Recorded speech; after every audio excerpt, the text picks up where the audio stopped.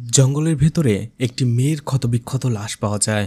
Police যখন সেই কেসটা ইনভেস্টিগেশন করতে থাকে, বের হয়ে আসে ভয়ঙ্কর এক রহস্য। কি ছিল সেই রহস্য সেটাই দেখানো হবে আজকের গল্পে। এছাড়া মুভির শেষে পরিচালক আমাদের জন্য একটি প্রশ্ন রেখে গেছে, সেই প্রশ্নের উত্তরটা আশা করি সবাই দেবেন।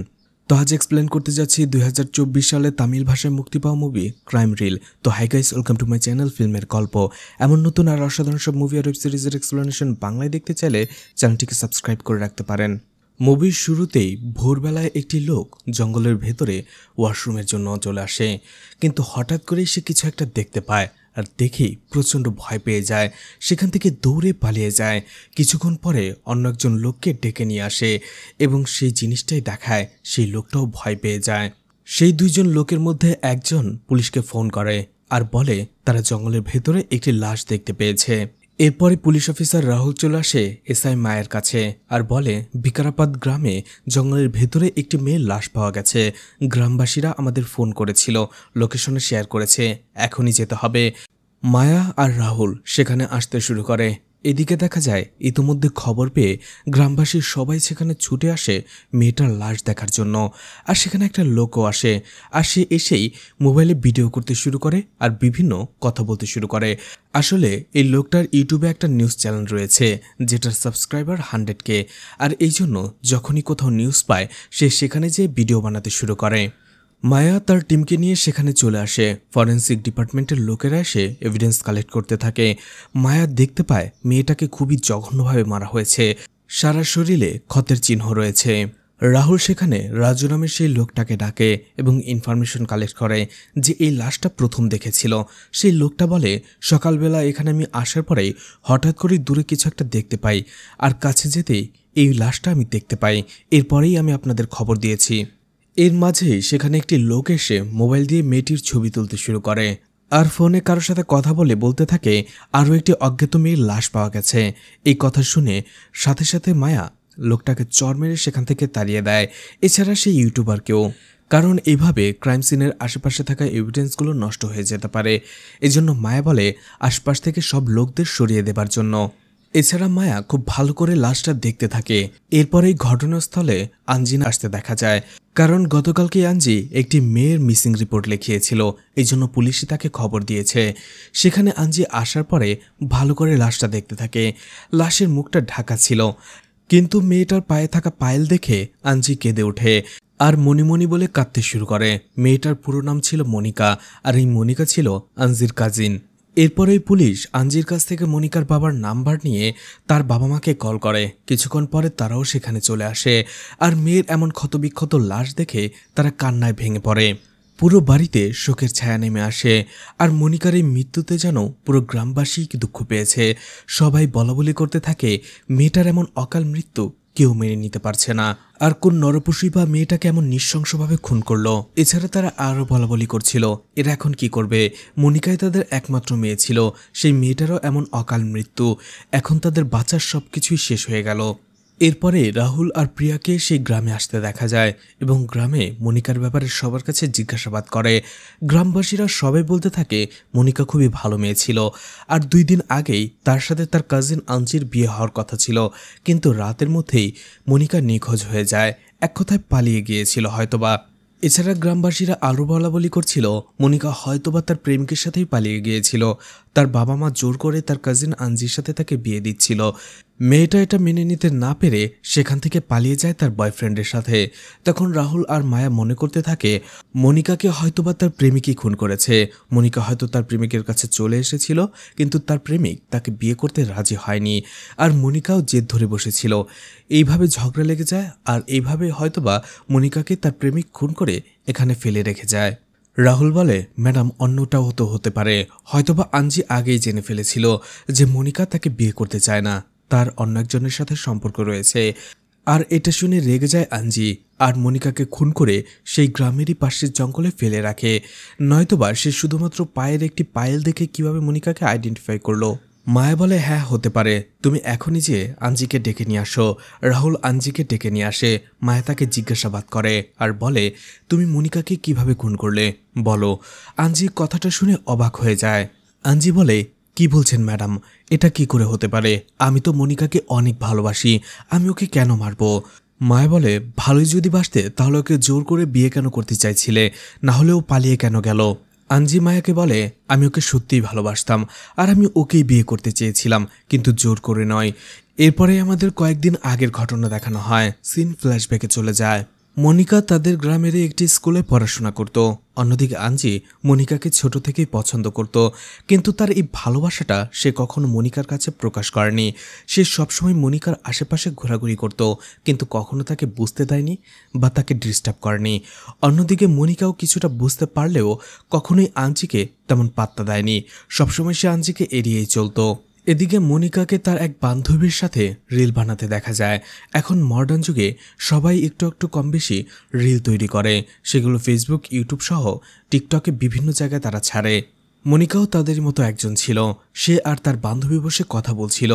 মনিকার বন্ধু পায়েল তাকে বলতে থাকে, দেখো আমাদের এই ভিডিওটাতে 10,000 ভিউ হয়েছে আর 4,000 মানুষ লাইক করেছে, এছাড়া শেয়ারও করেছে অনেকজন, কিন্তু আমি একা ভিডিও বানালে এত ভিউ হয় না।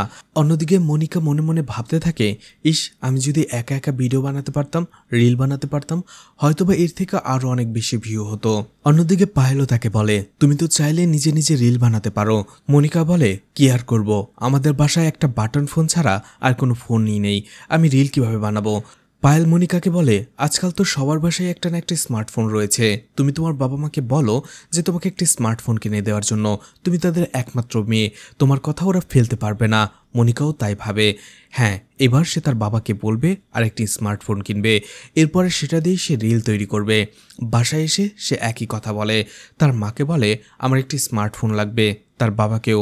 তার বাবা বলে, আমাদের স্মার্টফোন কেন লাগবে, আমাদের তো ফোন রয়েছেই। মনিকা বলে, গ্রামের প্রত্যেকটা মানুষের বাড়িতে স্মার্টফোন রয়েছে, শুধু আমাদের বাড়িতেই নেই। তখন মনিকার বাবা বলে, ওসব ফোন ভালো নয়, তোমার পড়ালেখার মনোযোগ নষ্ট হয়ে যাবে, আর ওইসব ফোন তো আমাদের দরকারও নেই, যখন দরকার হবে তখন আমরা কিনে নেব। মনিকা রাগ করে সেখান থেকে চলে যায়। এরপরে কয়েকদিন সে এভাবেই থাকে, অর্থাৎ ঠিকমতো খাওয়া দাওয়া করে না, তার বাবা মার সাথেও কথা বলে না, রেগে থাকে। অন্যদিকে এই কথাটা আঞ্জি জানতে পেরে যায় পায়েলের মাধ্যমে, তাই সে তাড়াতাড়ি একটা স্মার্টফোন কিনে নিয়ে চলে আসে তাদের বাড়িতে। মনিকার বাবার সাথে সে দেখা করে আর ফোনটা দেয়, আর বলে এটা মনিকাকে দেবার জন্য। কিন্তু মনিকার বাবা বলে, ফোনটা আমি ওকে কিনে দিতে পারি, কিন্তু ফোন পেলে ওর পড়ালেখা নষ্ট হয়ে যাবে, সারাদিন ফোন নিয়েই বসে থাকবে। কিন্তু আঞ্জি বলে, সেটা আমি জানি, যাই হোক, কিন্তু মনিকার কষ্ট আমি দেখতে পারবো না, দয়া করে ফোনটা আপনি ওকে দিয়ে দেবেন। মনিকার বাবাও বলে, ঠিক আছে। ফোনটা মনিকাকে দিতেই সে প্রচণ্ড খুশি হয়ে যায়। এরপর থেকে নিজে নিজেই রিল বানাতে শুরু করে। এর কয়েকদিন পরেই মনিকা আর পায়েল স্কুলে যাচ্ছিল, তখনই সিনু নামের একটা লোক তাদের পথ আটকায় আর তাদের বিভিন্ন কথা বলে উত্ত্যক্ত করতে থাকে। সিনু পায়েলকে সরিয়ে মনিকাকে বলে, চলো আমার গাড়িতে, তোমাকে নিয়ে আজকে লং ড্রাইভে যাব। সিনুর একটা গাড়ি ছিল আর সেটা নিয়ে সে সবসময় বড়াই করত, কিন্তু মনিকা আর পায়েল তাকে পাত্তা দিচ্ছিল না, তারা সেখান থেকে চলে যেতে চাইছিল। ঠিক তখনই সিনু মনিকার হাত ধরে বসে এবং তাকে জোর করতে শুরু করে। তখনই মহেশ নামের একটি ছেলে সেখানে চলে আসে আর মনিকা আর পায়েলকে সেখান থেকে চলে যেতে বলে। সে সিনুকে মারতে শুরু করে আর বলে, মেয়েদের দিকে কিভাবে তাকাতে হয় সেটা তুমি জানো না? আসলে এই মহেশ হচ্ছে পায়েলের বড় ভাই।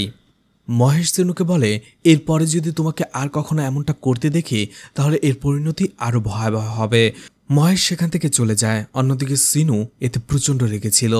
এদিকে দেখা যায় মোবাইল পাওয়ার পরে সবসময় মনিকা মোবাইল নিয়েই বসে থাকতো, ঘরের একটা কাজও করতো না।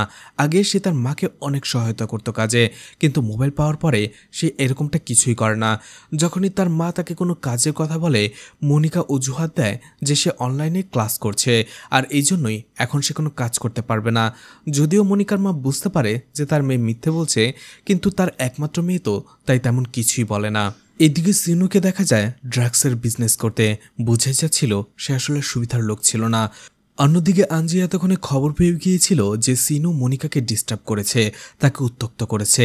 এটা মেনে নিতে পারেনি আঞ্জি, তাই সে সিনুর কাছে চলে আসে, তাকে মারধর করে আর বলে, এরপরে যদি কখনো মনিকার দিকে চোখ তুলে চেয়েছো, তোমার চোখ দুটো আমি উপড়ে ফেলবো। সে সেখানে সিনুকে কিছুটা মারধর করে চলে যায় আর মনে মনে বলতে থাকে, তোমরা বিষয়টা নিয়ে এতটা বাড়াবাড়ি করলে আমিও এর শেষ দেখে ছাড়বো, তোমাদের দুজনকে আমি উচিত শিক্ষা দেব। এরপরেই মনিকাকে দেখা যায় তার বাবা মার সাথে বসে কথা বলছিল। মনিকা সেখানে তার বাবাকে জিজ্ঞেস করে, আচ্ছা বাবা, আমি যদি এমন কোনো কাজ করি যাতে তোমাদের মাথা উঁচু হয়ে যাবে, তাহলে তোমরা কি করবে? মনিকার বাবা মা বলে, এতে তো আমাদের গর্ব করার বিষয়, আমাদের মেয়ের জন্য আমাদের মাথা উঁচু হবে, এটা কজনের ভাগ্যে থাকে, তুমি বলো কি করবে তুমি? মনিকা বলে, আমি এমন একটা কাজ করতে যাচ্ছি যেটা শুনলে তোমরা অবাক হয়ে যাবে। মনিকার মা জিজ্ঞেস করে, তুমি কি করবে? মনিকা বলে, আমি হিরোইন হব, আমি মুভিতে কাজ করতে চাই। কথাটা শুনেই মনিকার বাবা মা অবাক হয়ে যায়। মনিকার মা তো রীতিমতো মনিকাকে মারতে শুরু করে আর বলে, তুমি অনেক বেশি পেকে গেছো, তোমার হাতে এই বয়সে মোবাইল দেয়াটাই আমাদের সবথেকে বড় ভুল হয়েছে। মনিকা তার বাবা মার সাথে তর্ক করতে থাকে, বলে, মুভিতে কাজ করা খারাপ কিছু নয়, আজকাল অনেকেই করছে, আমি কেন করতে পারবো না? মনিকার বাবা বলে, এসব কিছু আমাদের জন্য নয়, তুমি পড়াশোনা করো, আমাদের একটা সম্মান রয়েছে, ওখানে গেলে গ্রামের লোকেরা বিভিন্ন কথা বলবে। কিন্তু মনিকা বলে, এমনটা কিছুই হবে না, আমি মুভিতে কাজ করলে সবাই তোমাকে সম্মান করবে। মনিকার মা রেগে যায় এবং মনিকাকে মারতে থাকে আর বলে, এমন সম্মান আমাদের দরকার নেই। মনিকার বাবাও মনিকাকে বোঝায় আর মনিকার মাকে বলে, এভাবে বলো না, আমি ওর সাথে কথা বলছি। মনিকার সাথে সে কথা বলতে থাকে, কিন্তু মনিকা নাছোড়বান্দা, সে তার বাবার কথাবার্তা না শুনে সেখান থেকে চলে যায়, রাগ করে ঘরের নিজেকে বন্দি করে রাখে। আর এই জন্যই মনিকার বাবা মা তাড়াহুড়ো করে মনিকার বিয়ে দিয়ে দিতে শুরু করে আঞ্জির সাথে। মনিকার এই বিয়েতে রাজি ছিল না, কারণ সে হিরোইন হতে চেয়েছিল, কিন্তু তার বাবা মা চাইছিল না মনিকা এইসব কিছু করুক। আর বিয়ে হবার একদিন আগে রাতের বেলা মনিকা বাসা থেকে পালিয়ে যায়। সকালবেলায় যখন মনিকার বাবা মা এটা বুঝতে পারে, তারা একেবারেই ভেঙে পড়ে। তাদের একমাত্র মেয়ে তাদের মান সম্মান ডুবিয়ে দিল, এখন তাদের কি হবে? মনিকার মা পায়েলকে জিজ্ঞেস করে, তুমি কি জানো মনিকা কোথায় গেছে বা ওর আগে থেকে কারোর সাথে কোনো সম্পর্ক ছিল কিনা? পায়েল বলে, না, আমি এসবের কিছুই জানি না। অন্যদিকে আঞ্জি এসে মনিকার বাবা মাকে সান্ত্বনা দিতে থাকে, কিন্তু আঞ্জির বাবা সে রেগে যায়। সেখানে সে মনিকার বাবা মাকে অপমান করতে থাকে আর বলে, তোমার মেয়ে তো পালিয়ে গেছেই, সাথে আমার ছেলেকেও অপমান করে রেখে গেছে। আঞ্জির বাবা বলে, এমন মেয়ে থাকার চাইতে মরে যাওয়া ভালো। সে আঞ্জিকে জোর করে সেখান থেকে নিয়ে চলে যায় আর মনিকার বাবা মা কাঁদতে থাকে। আর এইভাবেই এতক্ষণ সবকিছু বলছিল আঞ্জি মায়াকে। মায়া বলে, ঠিক আছে, তুমি এখন আসতে পারো। আঞ্জি যাবার সময় বলে, আবারও বলছি ম্যাডাম, আমার সাথে মনিকার খুনের কোনো সম্পর্ক নেই, কিন্তু আমি আবারও বলছি, মনিকাকে যে খুন করেছে আমি তাকে কখনোই ছাড়ব না। এটা বলে আঞ্জি সেখান থেকে চলে যায়। এদিকে গ্রামে এত বড় একটা হত্যাকাণ্ড হয়ে গেল। সাংবাদিকরা মায়াকে বিভিন্ন প্রশ্ন করতে থাকে, কিন্তু মায়ের কাছে কোনো ক্লুই ছিল না মনিকার সাথে আসলে কি হয়েছিল। তাই সে সাংবাদিকদের কোনো প্রশ্নের উত্তর না দিয়ে সেখান থেকে চলে যায়। এদিকে মায়ের সামনেই সাংবাদিকরা তাকে নিয়ে হাসি মজা করতে থাকে। তারও একটা কারণ ছিল, কারণটা হচ্ছে মায়া এই পর্যন্ত একটা কেসও সলভ করতে পারেনি। এরপরেই মায়া আর রাহুল তার টিম নিয়ে চলে আসে পায়েলের বাসায়। পায়েলের সাথে সে কথা বলতে থাকে। পায়েলকে জিজ্ঞেস করে, মনিকা কোথায় গিয়েছিল, কার সাথে গিয়েছিল, এই ব্যাপারে তোমার কোনো ধারণা আছে কিনা? পায়েল বলে, না, এই বিষয়ে আমি কোনো কিছুই জানি না। মায়া পায়েলকে জোর দিয়ে বলে, তুমি ওর বেস্ট ফ্রেন্ড ছিলে, নিশ্চয়ই তুমি কিছু জানো, মনে করে দেখো ভালো করে। পায়েল কিছুটা ভেবে বলে, আমার মনে হচ্ছে এই সব কিছুর পেছনে জনি রয়েছে। মায়া বলে, জনিটাকে? পায়েল তখন বলতে শুরু করে। মনিকা যখন তার নিজের মোবাইল দিয়ে নিজে রিল বানাতে শুরু করে, তখন সে ভালো রেসপন্স পাচ্ছিল। একদিন হঠাৎ করেই সে আমাকে এসে বলে সে নায়িকা হতে যাচ্ছে। প্রথমে পায়েল ভেবেছিল মনিকা তার সাথে মজা করছে, কিন্তু পরে মনিকা বলে তাকে একজন অফার করেছে। জনি নামের একটা ছেলে তাকে ডিএম করেছে তার রিলস দেখে, আর বলেছে সে দেখতে নায়িকার মতো, তার নায়িকা হওয়ার যোগ্যতা রয়েছে, সে যদি মুভিতে কাজ করতে চায় তাহলে যেন তার সাথে যোগাযোগ করে। আর এতে মনিকা অনেক বেশি খুশি ছিল। আর আমিও মনিকাকে বলেছিলাম যে তোমার এই সুযোগটা নেওয়া উচিত, কারণ তুমি যখন মুভিতে স্টার হয়ে যাবে সবাই তোমাকে নিয়ে কথা বলবে, তোমার বাবা মাও তোমাকে নিয়ে গর্ববোধ করবে। হয়তোবা প্রথম তারা একটু বিগড়ে থাকবে, তারা রাজি হতে চাইবে না, কিন্তু যখন তুমি হয়ে যাবে তখন তোমাকে সবাই আপন করে নেবে। পায়েল বলে, এরপরে মনিকার বাড়িতে কি হয়েছে আমি জানি না। মনিকাকে 2 দিন বাসা থেকে বের হতে দেয়নি, আর হঠাৎ করে শুনি তার সাথে আঞ্জির বিয়ে ঠিক হয়ে গেছে, আর বিয়ের একদিন আগে রাতেই সে পালিয়ে যায়। এ বিষয়ে আমি আর কিছুই জানি না। তখনই রাহুল পায়েলের কাছ থেকে সেই জনি নামের লোকটার ইনস্টা আইডি নিয়ে নেয় এরপরেই মায়া থানায় আসার পরে দেখতে পায় তার হায়ার অফিসার সেখানে এসেছে। আর মায়াকে দেখতে পেয়ে সে বলতে থাকে, তোমাকে দিয়ে কি কিছুই হবে না? আজ পর্যন্ত কোনো কেসই সলভ করতে পারোনি, যার ফলে বাধ্য হয়ে তোমাকে ছোট্ট এই গ্রামে পোস্ট করা হয়েছে। কিন্তু এই ছোট্ট গ্রামেও তুমি আসার পর থেকে ক্রাইম রেট বেড়ে যাচ্ছে, খুন হলো, ড্রাগসের বিজনেস বেড়ে যাচ্ছে, সবকিছুই যেন আমাদের হাতের নাগালের বাইরে। তোমাকে রেখে লাভ কি? লাস্ট ওয়ার্নিং দিয়ে যাচ্ছি, যে করেই হোক কেসটা সলভ করো। আর যদি কেসটা সলভ করতে না পারো তাহলে রিজাইন লেটার আমার টেবিলে দিয়ে আসবে।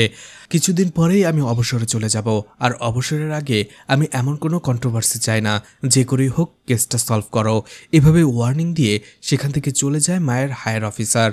এদিকে মায়াও রেগে যায়। সে ভাবতে থাকে কি করে দ্রুত এই কেসটা সলভ করা যায়। সে মনিকার আরও কয়েকজন বান্ধবীর সাথে দেখা করে, তাদের সাথে কথা বলে, কিন্তু কোথাও কোনো ক্লু পায় না যে মনিকা কোথায় গেছে।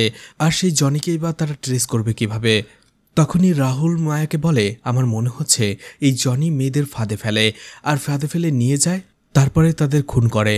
কিন্তু এই জনিকে ধরতে হলে আমাদেরও একটি ফাঁদ পাততে হবে। আপনি এখনই একটি ইনস্টা আইডি খুলে রিলস বানাতে শুরু করুন, আর এইসব সুন্দর সুন্দর রিলস দেখলে আমার মনে হয় অবশ্যই জনি আপনাকে নক করবে, আর এভাবেই আমরা ওর লোকেশনটা জানতে পারবো। আইডিয়াটা ভালো লাগে মায়ার। সে সেটাই করে। আউটড্রেসে সে কিছু সুন্দর রিলস বানায় এবং সেগুলো আপলোড করে। দেখা যায় জনি একদিন পরেই তাদের ফাঁদে পা দেয়। সে মায়াকে মেসেজ করে বলতে থাকে তার রিলসগুলো অনেক সুন্দর হয়, আর সে দেখতেও খুব সুন্দরী। অন্যদিকে মায়ের হয়ে রাহুল মেসেজ করছিল, বিভিন্নভাবে জনিকে সুন্দর সুন্দর মেসেজ করতে থাকে। একটা সময় জনি মায়াকে বলে, তুমি চাইলে মুভিতে কাজ করতে পারো, আমি তোমাকে সাহায্য করব, আমি তোমাকে নায়িকা হতে সাহায্য করব। তোমার চেহারাটা দেখতে অবশ্যই নায়িকাদের মতো, তুমি চাইলেই অনেক বড় স্টার হতে পারবে। অন্যদিকে রাহুলও বলতে থাকে, হ্যাঁ আমিও কাজ করতে চাই, কোথায় আসতে হবে আমাকে বলো, আমার অনেক দিনের থেকে ইচ্ছে আমি মুভিতে কাজ করব। জনিও ভাবে সে নতুন আর একটা মেয়েকে পেয়ে গেছে ফাঁদে ফেলার জন্য, এই জন্য সে তার লোকেশন জানিয়ে দেয় যে সে কোথায় আসতে হবে। আর এভাবেই ফাঁদে ফেলে জনির লোকেশনটা জানতে পেরে যায় মায়া এবং রাহুল। জনি হায়দ্রাবাদে থাকত।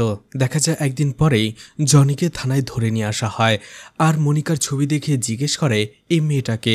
জনি বলে, এই মেয়েকে তো আমি আগে কখনো দেখিনি, কে এই মেয়ে, এর কি হয়েছে? মায়া তাকে আবারও ভালো করে জিজ্ঞেস করতে থাকে, সত্যি কি তুমি চেনো না? জনি বলে, না, এই প্রথমবার আমি ওকে দেখলাম। তখনই রাহুল মনিকার ইনস্টা আইডি থেকে তার মেসেজ দেওয়া সে সবগুলো দেখাতে থাকে।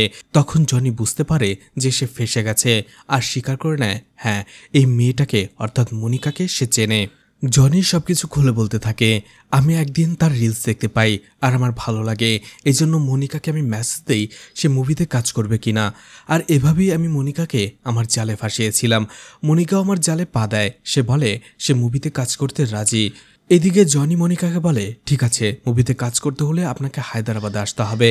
মনিকা 2 দিনের সময় নিয়েছিল, আর যেদিন তার হায়দ্রাবাদে আসার কথা ছিল সেদিনই সে ফোন ধরছিল না। আমি তাকে বারবার ফোন দিয়ে যাচ্ছিলাম, কিন্তু কোনোভাবেই সে ফোন ধরছিল না। অনেকক্ষণ পরে মনিকা ফোন ধরে। আমি তাকে জিজ্ঞেস করলাম যে আপনার তো আজকে হায়দ্রাবাদে আসার কথা, আপনি এখন ফোন ধরছেন না কেন? তখন মনিকা আমাকে সবকিছু খুলে বলে যে তার বাবা মা রাজি হচ্ছে না, আর তার আজকে বিয়ে হয়ে যাচ্ছে। আমি মনিকাকে বোঝালাম যদি সে এই সুযোগটা একবার হাতছাড়া করে ফেলে তাহলে তার জীবনটা শেষ হয়ে যাবে। অন্যান্য 10টা সাধারণ মানুষের মতোই তার জীবনটাও ওই রান্নাঘরেই কাটিয়ে দিতে হবে। আমি তাকে বিভিন্নভাবে লোভ দেখাই, আর মনিকাও বলে ঠিক আছে, সে আজকে পালিয়েই হায়দ্রাবাদে চলে আসবে। আমি তাকে একটা ঠিকানা দেই, আর সেই সুযোগ মতো সে সেখানে চলে আসে। মনিকা তার কাছে আসতেই তার শরীরে যত গহনা ছিল সেগুলো সে জনিকে দিয়ে দিতে বলে, আর বলে সে তার কাছে এগুলো রেখে দেবে এবং মনিকা যেন রেস্ট নেয়। কালকে তার রিহার্সেল, তাকে শুটিংয়ে যেতে হবে। অন্যদিকে মনিকাও খুশি হয়ে যায় সব কিছু শোনার পরে। কিন্তু পরদিনই দেখা যায় মনিকার কাছে কয়েকজন লোক নিয়ে আসে জনি মনিকাকে বলে, এরা তোমাকে কিছু প্রশ্ন করবে এবং কিছু করতে বলবে, সে কাজগুলো করে ফেলো, তুমি মুভিতে সুযোগ পেয়ে যাবে। কিন্তু দেখা যায় সেই লোকটা মনিকাকে কয়েকটা প্রশ্ন করার পরেই তার শরীরে হাত দিতে থাকে। মনিকা রেগে যায়, বলে তার এইসব ভালো লাগছে না, সে এখন বাড়ি যেতে চায়। কিন্তু সেই লোকটা তাকে জোর করে আর বলে, মুভিতে কাজ করতে চাইলে আমাদের কথা শুনতেই হবে, আমাদেরকে খুশি করতে হবে, তোমাকে এখানে গিভ অ্যান্ড টেক সিচুয়েশনটা বুঝতে হবে, তুমি আমাদের কিছু একটা দেবে, আমি তোমাদের কিছু একটা দেব, এটাই এখানে নিয়ম।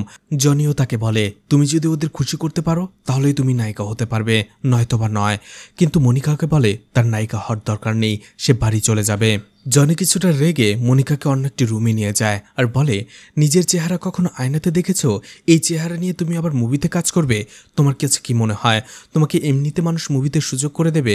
তুমি যদি ওদের খুশি করতে পারো তাহলেই শুধুমাত্র তুমি একটা কাজ করতে পারবে, নয়তোবা নয়। জনি আরও বলে তুমি কি ভেবেছ তোমাকে এমনিতে এখানে ডেকে নিয়ে আসা হয়েছে? তুমি কি বুঝতে পারছো না যে তুমি আমার ফাঁদে পা দিয়েছ? মনিকা তাকে রিকোয়েস্ট করে আমাকে এখান থেকে যেতে দিন, আমাকে বাড়ি যেতে দিন।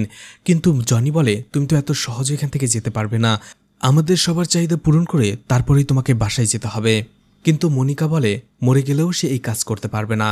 তখনই জনি বলে তাহলে এখানে থেকেই পচে পচে মরো, তুমি কখনো তোমার বাড়ি ফিরে যেতে পারবে না। এই বলে সে মনিকাকে একটি রুমে আটকে রাখে। কিন্তু মনিকা সারাদিন শুধু কেঁদেই চলছিল, সে কোনো খাবারই মুখে তুলছিল না। এটা দেখে জনি ভাবতে থাকে এই মেয়ে তো তার জন্য বিপদ ডেকে আনবে। এমনিতেও মনিকা তার কোনো কাজই করছে না আর তার কোনো কাজেও লাগছে না। অন্যদিকে এভাবে না খেয়ে থাকতে থাকতে সে অসুস্থ হয়ে যাবে, মারাও যেতে পারে, এরপরে সে বিপদে পড়ে যাবে। এই জন্য সে ভাবতে থাকে কি করা যায়। এরপরে মনিকাকে একটি পতিতালয় নিয়ে এসে সেখানে বিক্রি করে রেখে জনি চলে আসে। জনি মায়াকে বলে ম্যাডাম আমি মেয়েদের মুভিতে কাজ করিয়ে দেবার জন্য লোভ দেখাই, কাজ পাইয়ে দেওয়ার লোভ দেখাই, তাদের মুভি স্টার বানানোর লোভ দেখাই, আর এভাবেই তারা আমার ফাঁদে পা দেয় আর আমার কথা মতো কাজ করতে বাধ্য হয়। কিন্তু বিশ্বাস করুন আমি এই পর্যন্ত কখনো কোনো মেয়েকে মারিনি, আমি শুধু মেয়েদের ফাঁদে ফেলি, কিন্তু তাদের কখনো খুন করিনি। আর মনিকাকেও আমি এমন কিছুই করিনি। জনি যে পতিতালয়ের নাম বলেছিল সেখানে চলে যায় পুলিশ এবং সেখান থেকে দুইজন মেয়েকে তারা অ্যারেস্ট করে। থানায় সেই দুইজন মহিলাকে টর্চার করার পরে সেই দুইজন মহিলা বলে হ্যাঁ জনি যেটা বলছে সত্যি, মনিকাকে সে আমাদের কাছে বিক্রি করে দিয়ে গিয়েছিল। কিন্তু মনিকা কোনোভাবেই আমাদের বসে আসছিল না, কোনোভাবেই আমাদের কথা শুনছিল না, খাবারও খাচ্ছিল না। কিন্তু আমরা তাকে অনেক বোঝাই যে এখান থেকে মৃত্যুর আগ পর্যন্ত সে বের হতে পারবে না, তাকে তার এই নতুন জীবনটা মেনে নিতে হবে। কিন্তু মনিকা তারপরেও কোনো কথা শুনছিল না। মনিকা সারাদিন শুধু কেঁদেই চলছিল আর ভাবছিল কিভাবে সে তার বাবা মাকে ঠকিয়েছে, কষ্ট দিয়েছে, আর এই জন্যই তার আজকে এই পরিণাম। তার বাবা মার কথা শুনে যদি সে আঞ্জিকে বিয়ে করত তার আজকের এই অবস্থা হতো না। এদিকে মহিলারা বলে কিন্তু আমরা যখনই একজন কাস্টমার মনিকার কাছে পাঠাই মনিকা সেই লোকটার মাথা ফাটিয়ে সেখান থেকে পালিয়ে যায়। তাদের কথার সত্যতা যাচাই করার জন্য সেই পতিতালয়ের সামনে যে সিসিটিভি ক্যামেরা ছিল সেটা চেক করতে থাকে, দেখে তারা যেটা বলছে সত্যি, মনিকা সেই দিন রাতেই পালিয়ে গিয়েছিল। মায়া এবং রাহুল সেই সিসিটিভি ক্যামেরার ফুটেজ চেক করতে থাকে, দেখতে পায় মনিকা সেখান থেকে পালিয়ে যাবার পরে একটা অটোতে উঠেছিল।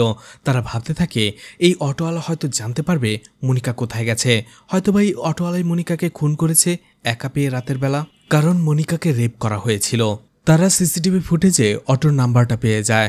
মায়ার সাথে সাথে হায়দ্রাবাদের কন্ট্রোল রুমে কল করে এবং সেই অটোর নাম্বারটা দিয়ে জিজ্ঞেস করে এই ড্রাইভারকে এবং তার পরিচয় কি। তখনই তারা চলে যায় হায়দ্রাবাদে এবং সেই অটো ড্রাইভারকে ধরে ফেলে। এরপরে মায়া সেই রাতে মনিকার সাথে সে কি করেছে সেটা জিজ্ঞেস করে। সবকিছু শোনার পরে অটো ড্রাইভার বলে মনিকার সাথে সে কিছুই করেনি, সেই দিন যা যা হয় সেই অটো ড্রাইভার তাদের বলতে শুরু করে। সেই দিন সে রাতের বেলা যাত্রীর জন্য অপেক্ষা করছিল, ঠিক তখনই মনিকা দৌড়ে সেখানে চলে আসে আর বলে তাকে সাহায্য করার জন্য, তাকে কোথাও পৌঁছে দেওয়ার জন্য। ড্রাইভার বলে ঠিক আছে আপনি আমাকে ওটিপিটা দেন, কিন্তু মনিকা বলে সে কোনো অটো বুক করেনি, তাকে কিছু লোক তাড়া করছে, সে এখান থেকে পালাতে চায়, তাকে যেন একটু সাহায্য করা হয়। মনিকা সেই দিন তাকে অনেক রিকোয়েস্ট করেছিল, এরপরেই সেই অটো ড্রাইভার তাকে নিয়ে যেতে রাজি হয়েছিল। কিছু দূর যাওয়ার পরই মনিকা সেই অটো ড্রাইভারকে বলেছিল যে তার ফোনটা একটু দেবার জন্য, সে সাহায্যের জন্য কাউকে কল করবে। অটো ড্রাইভার তার ফোনটা মনিকাকে দিয়েছিল। সাথে সাথেই মনিকা একজনকে কল করে আর তাকে কোথাও নিতে আসতে বলে। কিছু দূর যাওয়ার পরেই দেখা যায় একটি গাড়ি থেমেছিল, মনিকা সেখানে নামে এবং সেই লোকটার সাথে চলে যায়। অটোওয়ালা বলে সে মনিকাকে সত্যি কিছু করেনি। তখনই মায়া রাহুলকে বলে ঠিক আছে ও যে এরিয়ার কথা বলছে সেই এরিয়ায় চলে যাও, আর সেখানে যাওয়ার পরে তুমি সেখানের সিসিটিভি ফুটেজ কালেক্ট করো, তখনই বোঝা যাবে এ কতটা সত্যি বলছে। রাহুল সেটাই করে। থানায় যখন তারা সিসিটিভি ফুটেজটা দেখছিল তারা দেখতে পায় যে অটো ড্রাইভার তাদের সত্যি বলেছে, সত্যি সেদিন মনিকাকে কেউ নিতে এসেছিল গাড়ি করে এবং তারা সেই গাড়ির নাম্বারটাও পেয়ে যায়। এদিকে দেখা যায় মায়ের হায়ার অফিসার আবারও থানায় আসে আর এই কেসটা কতদূর আগালো সেটা জানতে চায়। মায়া তাকে খুলে বলে, সে বলে কেসটা আমরা মোটামুটি সলভ করে ফেলেছি, আপনি টেনশন করবেন না, কিছুদিনের মধ্যেই আমরা খুনিকে ধরে ফেলব। এরপরেই দেখা যায় রাহুল আর মায়া সেই গাড়ির নাম্বারটা খুঁজে বের করে ফেলে, আর জানা যায় সেই গাড়ির নাম্বারটা ছিল সিনুর, অর্থাৎ সেই গাড়িটা সিনুর ছিল। তারা সিনুকে জিজ্ঞাসাবাদ করার জন্য চলে যায়। অন্যদিকে সিনু কয়েকজন লোকের সাথে দাঁড়িয়ে কিছু একটা করছিল। যখনই তারা সেখানে পুলিশের গাড়ি দেখতে পায়, সেই লোকগুলো সেখান থেকে পালিয়ে যেতে শুরু করে। মায়া আর তার টিম সিনুকে থানায় ধরে নিয়ে আসে, তাকে প্রচণ্ড টর্চার করে আর জিজ্ঞেস করে মনিকার সাথে এমনটা কিভাবে করলে। সিনু বলে, আমি মনিকার সাথে কিছুই করিনি, আপনারা আমাকে ভুল বুঝছেন। তখনই মায়া বলতে থাকে, আমরা ইতোমধ্যে জানতে পেরেছি মনিকা যখন গ্রামে ছিল তুমি তাকে প্রায়ই উত্ত্যক্ত করতে, আর এটা নিয়ে তোমার সাথে আঞ্জি এবং মহেশের ঝগড়াও হয়েছে। মনিকার প্রতি আগে থেকেই তোমার একটা খারাপ নজর ছিল। কিন্তু সিনু বলে, হ্যাঁ ম্যাডাম, সেটা আমি করেছিলাম, কিন্তু আমি মনিকাকে খুন করিনি। মায়া তাকে জিজ্ঞেস করে, তুমি যদি মনিকাকে খুন নাই করো তাহলে যেদিন মনিকা খুন হয় সেদিন তোমার গাড়ি তাকে পিক আপ করলো কী করে? সিনু বলে, আমি মনিকাকে খুন করিনি, আর সেদিন আমার গাড়িটা ওখানে কিভাবে ছিল সেটা আমি জানি না, কারণ 2 দিন আগে আমার বন্ধু আমার গাড়িটা নিয়েছিল। এরপর থেকে আমার গাড়িটা কোথায় আছে, কিভাবে আছে, আমি কিছুই জানি না। মায়া বলে, ঠিক আছে বুঝলাম, তাহলে তুমি আমাদের দেখে পালাচ্ছিলে কেন? সিনু বলতে থাকে, আসলে ম্যাডাম আমি ড্রাগসের বিজনেস করতাম, শহরে গেলে মাঝে মধ্যে ড্রাগস কিনে নিয়ে আসতাম আর এই গ্রামের ছেলেদের কাছে বিক্রি করতাম, এই জন্য আমি ভয় পেয়ে দৌড়ে পালিয়ে গিয়েছিলাম। মায়া বলে, বুঝতে পারলাম, তোমার বন্ধুর নাম কি যে তোমার গাড়ি নিয়ে গিয়েছিল? সিনু বলে, মহেশ। এরপরে কি হয়েছে সেটা দেখানো হয়। মহেশ আর সিনুর মধ্যে মনিকার সেই বিষয়টা নিয়ে ঝগড়া হয়েছিল, কিন্তু তারপরেও সিনু সবকিছু ভুলে আবারও মহেশের সাথে দেখা করতে আসে। আসলে তারা বন্ধু ছিল। সিনু মহেশকে বলে, আগের কথা ভুলে যাও, দেখো শহর থেকে আমি নতুন একটা ড্রাগস নিয়ে এসেছি, এটা ট্রাই করো। আর এভাবেই তারা তাদের ঝগড়াটা মিটমাট করে ফেলে। ঠিক তখনই রাহুল সেখানে চলে আসে আর বলে সেই অটো ড্রাইভারের কল হিস্ট্রি তারা নিয়ে এসেছে। দেখা যায় সেই দিন রাতে মনিকা তার বেস্ট ফ্রেন্ড পায়েলকেও কল করেছিল। পুলিশ সাথে সাথে পায়েলের বাসায় চলে যায় এবং পায়েলকে 2-1 চড়থাপ্পড় মেরে জিজ্ঞেস করে, তুমি ওদের মিথ্যে কেন বললে?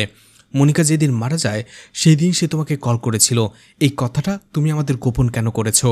পায়েল বলে, ম্যাডাম আমি সত্যি বলছি, আমার ফোন আমার কাছে নেই। আসলে মনিকা যখন বাড়ি থেকে পালিয়ে গিয়েছিল তখনই আমার ভাই আমার কাছ থেকে ফোনটা নিয়ে গিয়েছিল, তারাও ভয় পাচ্ছিল আমিও যদি মনিকার মতো কিছু একটা করে বসি, এই জন্য। আর সেই দিনের পর থেকে আমার ফোনটা আমার ভাই মহেশের কাছে রয়েছে, তাই মনিকা আমাকে ফোন করেছিল কিনা আমি কিচ্ছু জানি না। অবশেষে পুলিশ জেনে যায় যে মহেশকে কোথায় পাওয়া যাবে, তারা সেখানে চলে যায়। মহেশ এবং তার কয়েকজন বন্ধুরা মিলে সেখানে গাঁজা টানছিল। পুলিশ সেখানে এসে তাদের ধরে ফেলে এবং টর্চার করে জিজ্ঞেস করে মনিকার সাথে তারা কি করছিল।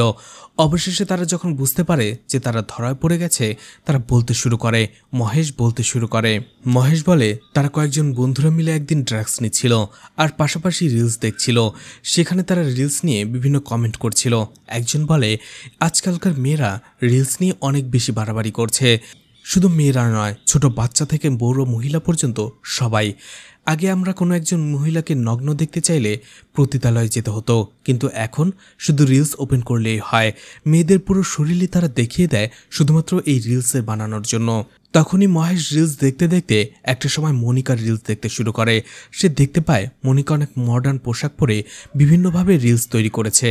সেই রিলস দেখে মহেশ তার বন্ধুদের বলে, দেখো এই মেয়েটা আমাদের গ্রামের মনিকা, এই মেয়েটাকে গ্রামে কত ভালো দেখা যায়, অথচ কি বাজে বাজে পোশাক পরে সে রিলস তৈরি করেছে।